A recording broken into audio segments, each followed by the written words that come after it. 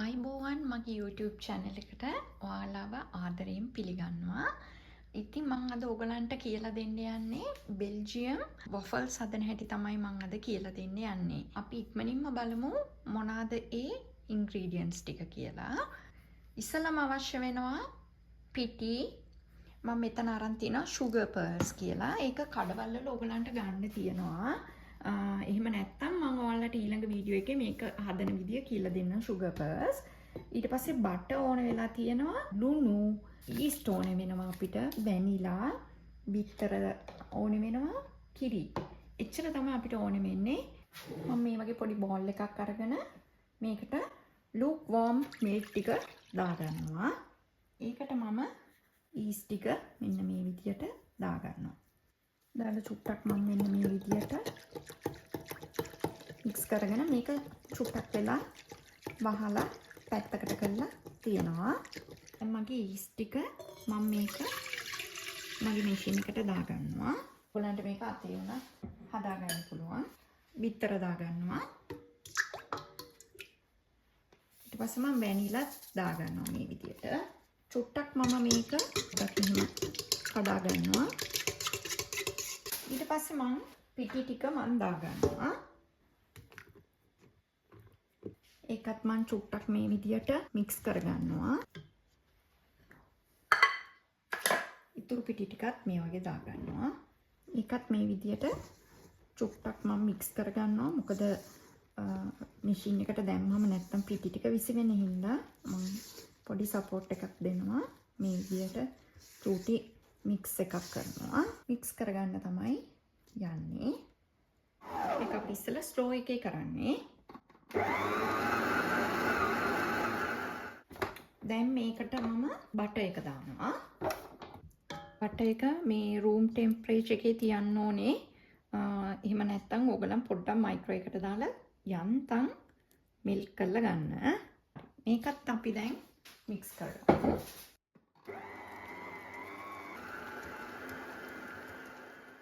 මෙන්න මේ විදියට චුට්ටක් එද්දී අපි පොඩ්ඩි සපෝට් එකක් දෙන්න ඕනේ මේ ටික ඔක්කොම මැදට කරලා.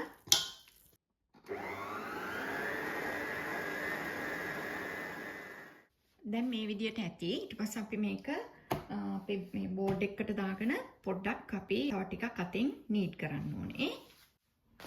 මම දැන් මේ ඩෝ එක මේ වගේ කවුන්ටර් টොප් එකේ මෙන්න එකක් එල්ල මේකට පිටි චුට්ටක් මම චුට්ටක් මෙහෙම ඉහ ගන්නවා. මේක මම අතින් තව ටිකක් හොඳට අනා ගන්නවා. හොඳට මේ විදිහට මේ soft dough එකක් මට ඇවිල්ලා තියෙනවා. ඔයගලන්ට පේනවද? හරිම soft dough එකක් ඇවිල්ලා තියෙන්නේ. මේ වෙලාවේ මම මට ඔයගලන්ට එකක් කියන්න අමතකුණා.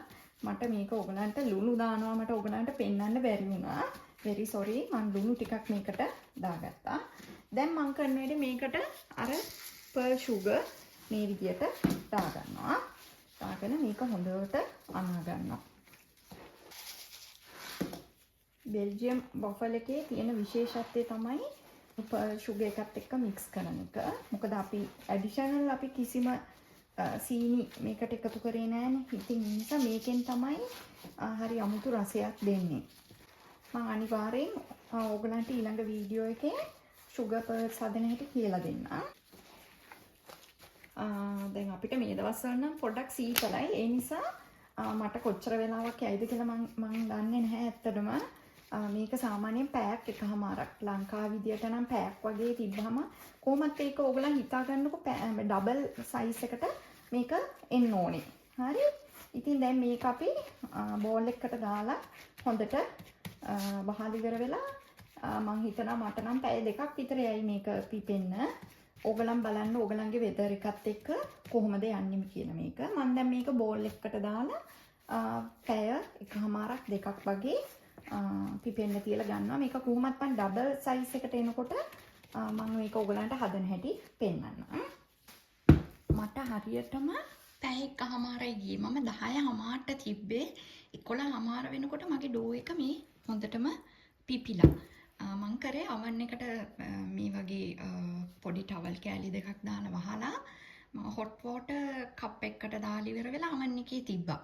ඔයාලත් ඒක කරන්න ඉක්මනට මේ ඩෝ එක පිපෙන්න තියාගන්න ඕනේ නම් ඒ විදියට කරන්න. ඉතින් මම හිතුවා අද මට අවුවත් නැහැ මොනවත් නැහැ රස්නේ නැහැනේ සීතලයිනේ ඒකින්ද මම ඒ විදියට කරන්න ඕනේ කියලා. ඉතින් මේ විදියට මට ඩෝ එක හොඳට පිපිලා තියෙනවා. කෑලි කපා ගන්න ඕනේ සාමාන්‍යයෙන් ග්‍රෑම් 60ක් වගේ වෙන්න තමයි මම පෝෂන්ස් ටික කඩාගන්නේ. ඉතින් අපි බලමු කොහොමද කරන්න කියලා.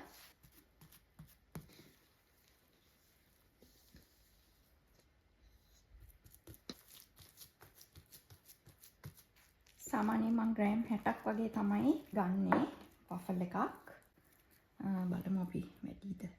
අම්මා. ගොඩක් වැඩි.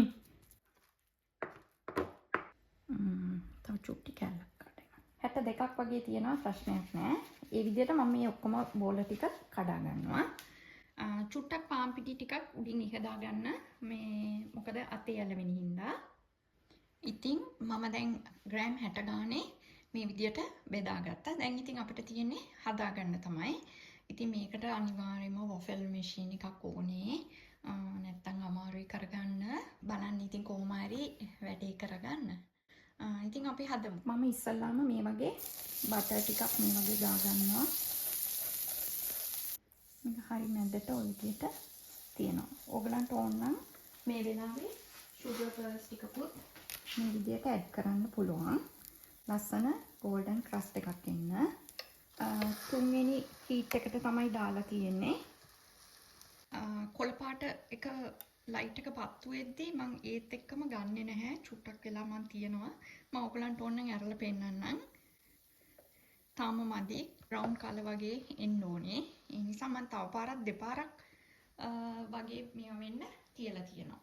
මට ඕනේ මේක golden color එක වගේ ගන්න. නැත්නම් ඔයගලන්ට සාමාන්‍යයෙන් light brown color එක වගේ ඉද්දි එකක් ගියාම එක green light එක පත්තු වුනහම ඔයා ගන්න. මට ඕනේ පොඩ්ඩක් brown color එකට මෙන්න මේ වගේ color එකක් එනකම් වගේ මම තව චුට්ටක් තියා ගන්නවා. එතකොට මේක ටිකක් වෙලා යනකොට නිකන් බිස්කට් එකක් වගේ වෙනවා. හරිම රසයි. එතකොට මේකට ඕගලන්ට Nutella, chocolate milk කරලා honey ඕන එකක් එක්ක කන්න පුළුවන්.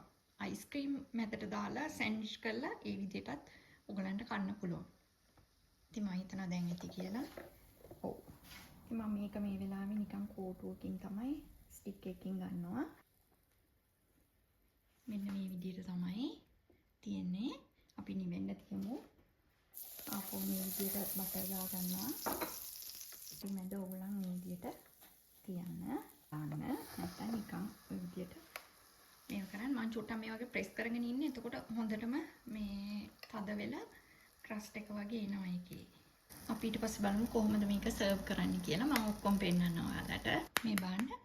ඉතින් මේකේ ඔයගලන්ට කැමති පැණි හරි චොක්ලට් ක්‍රීම් ඒවා දාලා ලස්සන ස්ප්‍රින්කල්ස් ඉහලා ඒ විදියට සර්ව් කරන්න පුළුවන්. පැණි දාලා කන්නත් පුළුවන්.